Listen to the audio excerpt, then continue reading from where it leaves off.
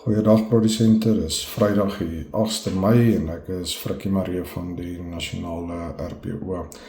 Om net 'n opdatering gee oor die stand van Back and Close. Daar het 'n paar goed die laaste week gebeur wat ek dink belangrik is om van kennis te dra.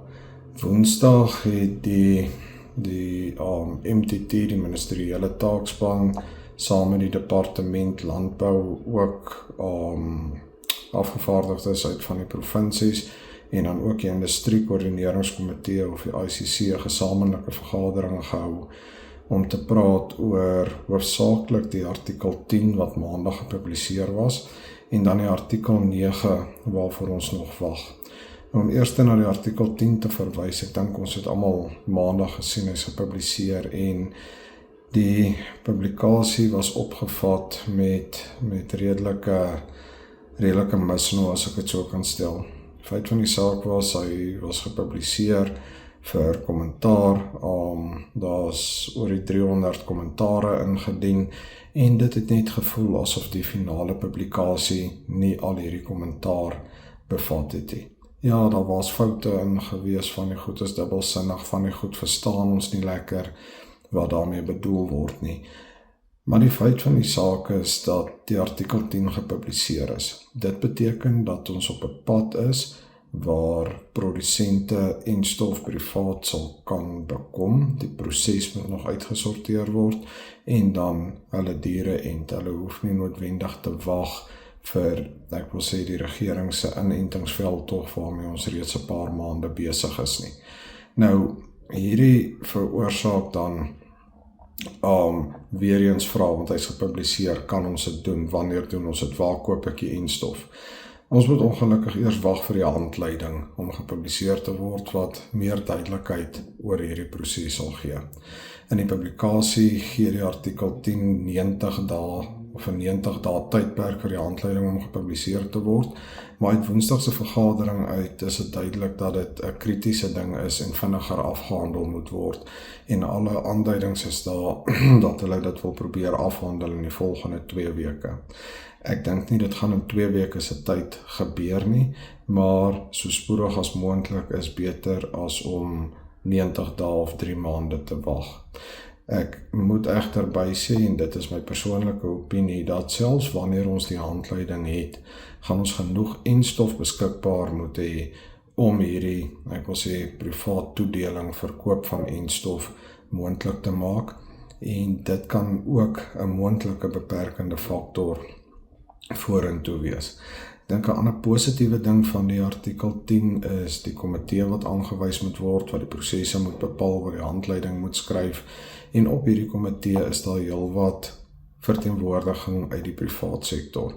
Indien jy na die publikasie kyk, lyk dit asof die privaat sektor slegs 1 veearts in totaliteit kan nomineer, en daar dan 3 ad hoc lede uit die industrie uit kan kom indien nodig. Maar Woensdag is dit aan ons verduidelik dat dit 1 veearts per sektor is wat daar genoem word, en daar dus in totaal 3 privaat veeartse op hierdie komitee sal sit, en dan ook die ad hoc lede wanneer hulle aangewys word uit die industrie uit, om seker te maak dat die handleiding ensovoorts wel kan werk. Ek dink wat ook krities belangrik is die artikel 9 waarmee hulle besig is. Nou, die artikel 9 gaan oor die beheermaatreëls. Dis die dokument wat moet uitstip hoe en waar en diere, wanneer hulle mag beweeg nadat hulle positief was of geënt was, wanneer hulle geslag mag word, wat met die byprodukte moet gebeur ensovoorts. Nou, die artikel 9, daar is al drafts waarvan, daar word nog steeds gewerk daaraan, en ek dink die belangrikste goed in terme van die artikel 9 wat Woensdag bespreek was eerstens die kwarantyntydperke. Ons het baie duidelik vir mekaar gesê dat 'n positiewe plaas, 'n geënte plaas, om daai plaas vir 6 maande of 'n jaar onder kwarantyne te plaas, sny basies die boere se kele af. Dit kan nie so gebeur nie. Van die amptenare het gesê dat kwarantyne dalk heel weg moet val.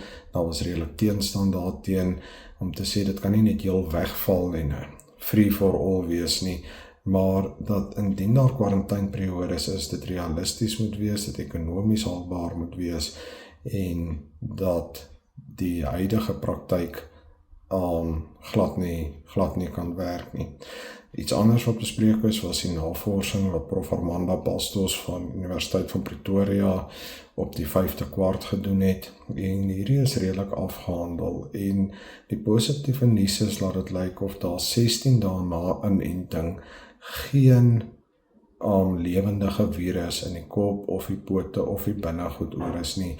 Wat beteken dat hierdie produkte nie meer vernietig hoef te word nie, maar bemaak kan word. Hierdie navorsing is dan voortgelê en ons glo dat dit 'n positiewe uitwerking op die kwarantaineperiodes sal hê. 'n Laaste ding wat belangrik is, gaan oor uitvoere.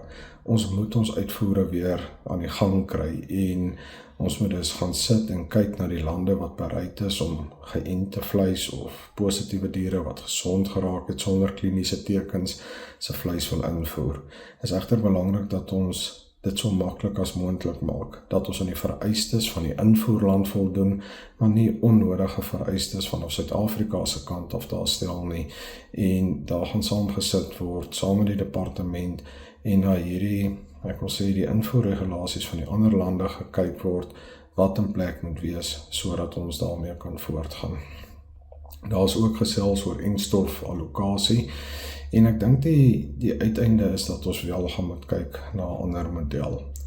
Met die agterstand by die laboratoriums is die bevestigde gevalle in Suid-Afrika van back-and-closure glad nie 'n ware prentjie nie. Iemand het op die vergadering gesê, as jy wil weet hoe ver back-and-claw versprei is, moet jy na die bevestigde gevalle op die kaart kyk, en ook besef dat alles anders tussenin besmet is. Ons dink die allokasie moet amper meer op die veegetalle in provinsies toegedeel word. Die eindpunt hier is om alle beeste in die land te ent. Alle vee is dalk nie nou, of alle makgemaakte vee of beeskaap en bok is dalk, en varke is dalk nie nou al op die kaarte nie, maar dat ten minste al die bees geënt moet word. En dan moet die enstowwe versprei word afhangende van die hoeveelheid vee in die provinsies, wat dalk 'n ander model is waarna daar gekyk kan word. Wanneer dit kom by die uitrol van die enstowwe, is daar baie ongelukkigheid steeds. Die meeste ongelukkigheid kom uit verskillende provinsies uit. Verskillende provinsies hanteer hierdie verskillend. Die een provinsie is kommersiële en opkomende boere en almal tevrede oor hoe die enstof uitgerol word. In 'n ander provinsie is daar weer groot ongelukkigheid aangesien daar beloftes gemaak word wat net nie nagekom word nie. Daar is ongelukkigheid oor sektore wat enstowwe ontvang. Ons weet die melkbedryf is van die begin af uitgelig en met rede, aangesien hierdie diere ongelooflik siek word. Intussen is die varke uitgelig en hulle het sekere allokasies van enstowwe ontvang. Daar is ook met die laaste toedelings, hierdie voerkrale 'n spesifieke deel gekry en die stoetbedryf het 'n spesifieke deel gekry, aangesien die stoetbedryf daarop aangedring het, want die stoetveilings begin een van die dae, en as hierdie diere nie geënt word nie, sit hulle met 'n probleem om die diere verkoop te kry en geskuif te kry.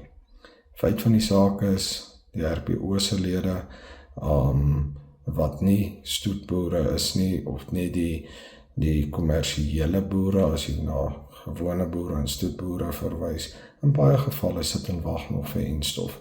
Hulle is al maande lank positief, die diere is dalk al gesond, hulle is onder kwarantyne, maar die res van die beeste, ek wil sê behalwe hierdie uitgesonderde sektore, word maar net toegedeel oor die kam. So indien 'n provinsie die enstof goed allokeer tussen al die tipes produsente wat daar is, werk dit. Maar tans voel die kommersiële boere uitgesluit. Daar word geen spesifieke toedeling gemaak nie, en dit is 'n bron van kommer.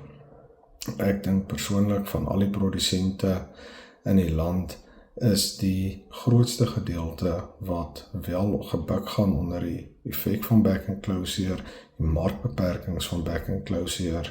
Die grootste getal boere is die produsente wat met veeboer met beesboer. Nie stoet of melk nie, kom ons sê net met vleisbeesboer. En tog voel dit asof daar net nie genoeg gedoen word om na hulle te kyk nie. Dit is egter 'n moeilike ding want dis 'n groot bedryf. Die ander is relatiewe beperkte getalle, maar op die ou end behoort, ek wil sê die res van die vee-eienaars, behalwe die uitgesonderde sektore, almal gehelp te word indien ons net die allokasie van enstowwe binne provinsies beter kan doen. Die laaste deeltjie wat ek wil noem gaan oor enstofbeskikbaarheid, en ek dink ons almal weet, indien daar net genoeg enstof in die land is, dan gaan 'n klomp van die ander probleme opgelos word. Indien dit net vinnig genoeg versprei kan word en in die diere kan kom, gaan 'n klomp ongelukkigheid opgelos word. In terme van enstof wat op pad is, het ons gehoor dat daar komende maandag, 11de Mei, 2 miljoen doelwit enstof weer gaan inkom. En dan die Biogenesis enstof, hoor ons dat daar 'n besending van 5 miljoen doses op pad is. Ons het egter al gehoor dat daai enstof teen einde April hier sou wees, dit het nie gerealiseer nie. En tans het ons nog geen bevestiging oor wanneer die 5 miljoen hier gaan wees nie.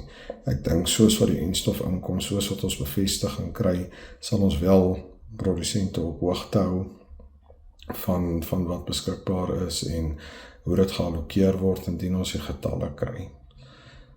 Ek hoop julle het 'n lekker naweek tussen al die uitdagings deur en dan vat ons weer volgende week die probleme aan en probeer ons bes om die nodige oplossings te kry.